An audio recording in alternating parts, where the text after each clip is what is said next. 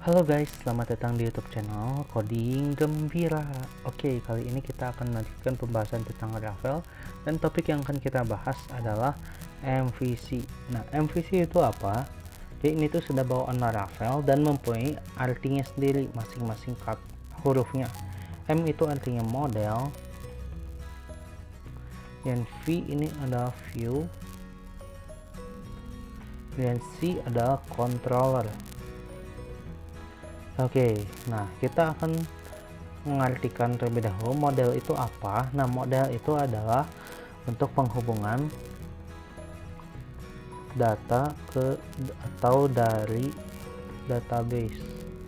Nah, jadi kalau misalnya kalian mau menampilkan data, itu kan ambil dulu dari model seperti itu, atau kalian mau ngambil data, memasukkan data, nah itu juga melalui model seperti itu. Oke, kemudian model juga akan berguna untuk relasi data, relasi tabel seperti itu. Jadi ini tuh akan sangat memudahkan saya, jadi kita tidak perlu mengaturnya via MySQL, tapi kita akan mengaturnya via model saja.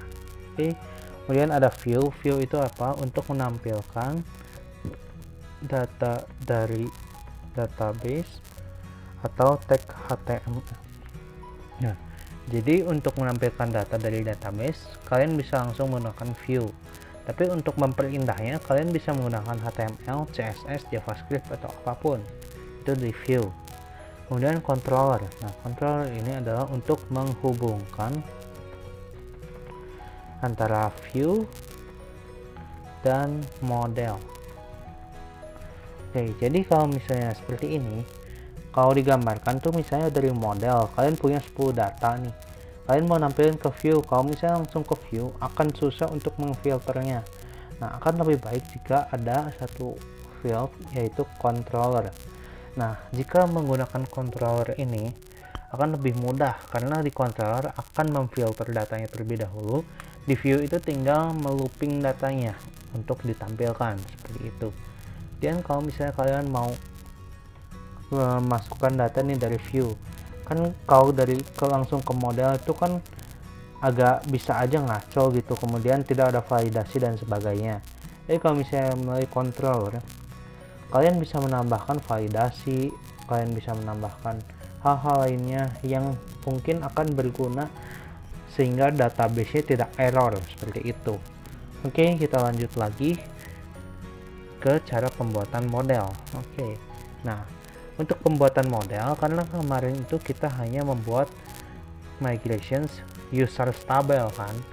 Nah, kita akan melanjutkan dengan pembuatan migrations baru dengan tabel baru. Kenapa saya tidak membuat model user saja? Karena situ sudah ada dari bawaannya Laravel. Kalian bisa lihat di sini. Itu sudah bawaan sama sekali. Tapi saya akan menjelaskannya dengan satu persatu dengan membuat migrations baru saja. Oke, jadi kita langsung saja PHP, maaf ini ada kesalahan, PHP artisan make migration create categories table. Maaf, ini harusnya kategoris. Oke, kita enter dan kalian bisa lihat di sini langsung terbuat. Nah, saya langsung saja tambahkan soft deletes dan juga table string name. Oke, nah seperti ini sudah cukup. Kemudian saya langsung saja php artisan migrate refresh saja untuk mengosongkan data. Oke, kemudian saya ingin menjelaskan terlebih dahulu untuk tabel user ini. Saya sudah mengedit beberapa. Nah, aslinya itu hanya ada seperti ini, dan font ini saya tambahkan karena kategori di user table. Nah, saya sudah menambahkan font. Oke, kemudian kita lanjut saja. Nah, protected dates ini apa? Jadi kalau misalnya kalian ada field yang tipenya date, akan lebih baik jika kalian menggunakan protected dates. Untuk apa? Untuk memudahkan kalian ketika memformat tanggal di view atau di controller seperti itu. Karena kalau misalnya nggak ada ini, kalian tuh biasanya akan terjebak error untuk mengformat datanya. Oke, kita langsung saja membuat model baru dengan cara PHP artisan make model. Tapi jangan langsung di enter terlebih dahulu. Kalian harus masukin terlebih dahulu nama model yang akan kalian masukkan. Nah, di sini saya akan masukkan modelnya ke dalam sebuah folder di app ini. Gimana sih caranya? Nah, kalian ketik saja models, karena saya inginin nama foldernya models, kemudian slash kategori. Nah, ini tuh kategori. Kenapa saya namain kategori? Supaya nama itu nama tunggal dari database tabel kita. Oke, seperti itu. Jadi kalau misalnya kalian ada tabel misalnya namanya user, itu kan pasti dari bawaan Laravelnya itu akan users kan. Nah, kemudian modelnya akan user karena itu tunggalnya, dan nanti tabelnya pun akan terpanggil secara baik.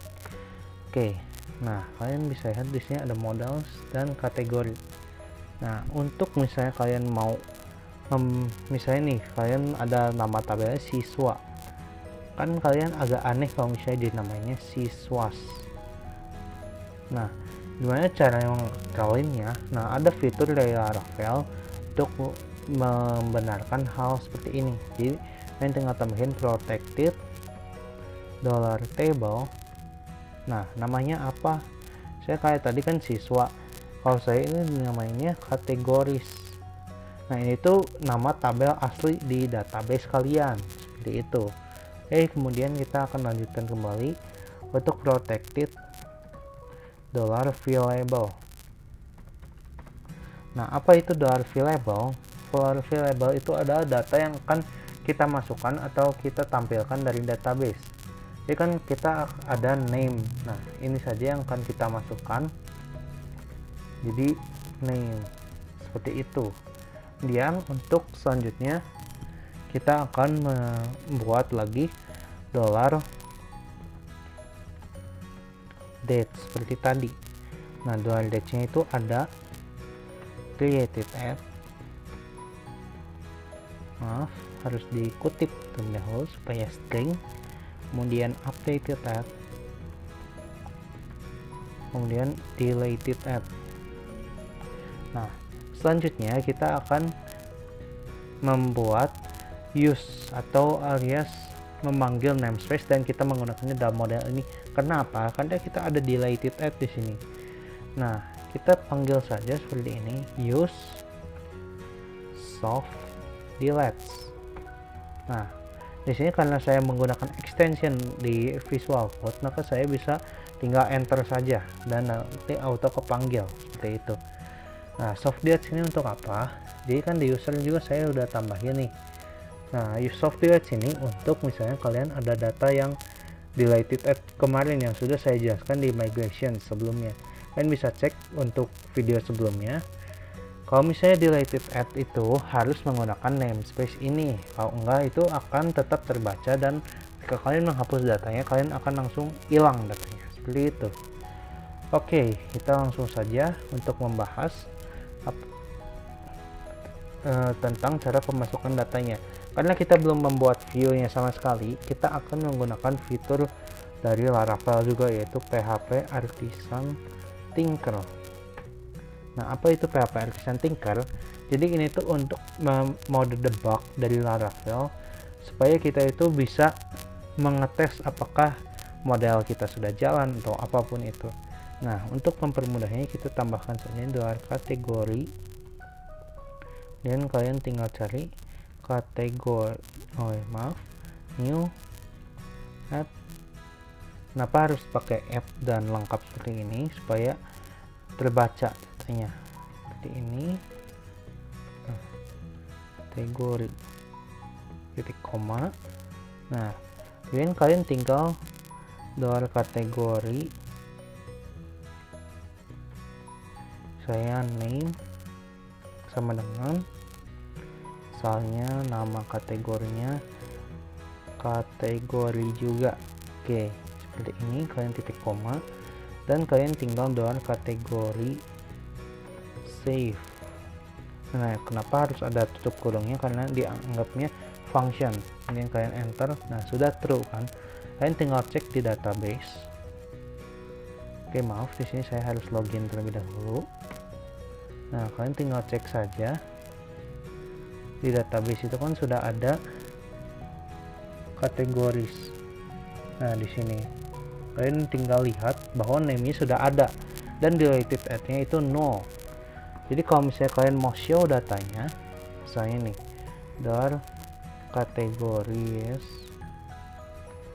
sama dengan kategori titik 2.2 oh. Nah, oh ya maaf, saya lupa untuk menambahkan app slash models slash. Nah, kalian bisa lihat di sini datanya itu langsung ada semuanya. Jadi karena all dan datanya cuma satu, maka akan tertampil seperti itu. Dan untuk menambahkannya kalian bisa lakukan seperti tadi. Di mode tinker ini itu mode di awal-awal biasanya untuk mengetes model atau misalnya mengetes controller. Kalian bisa menggunakan tinker. Tapi kalau misalnya aplikasinya sudah berjalan, saya agak jarang untuk menggunakan mode ini. Oke, untuk pembahasan model sampai di sini terlebih dahulu. Terima kasih karena kalian sudah mendengarkan dan sampai jumpa di video selanjutnya. Bye bye.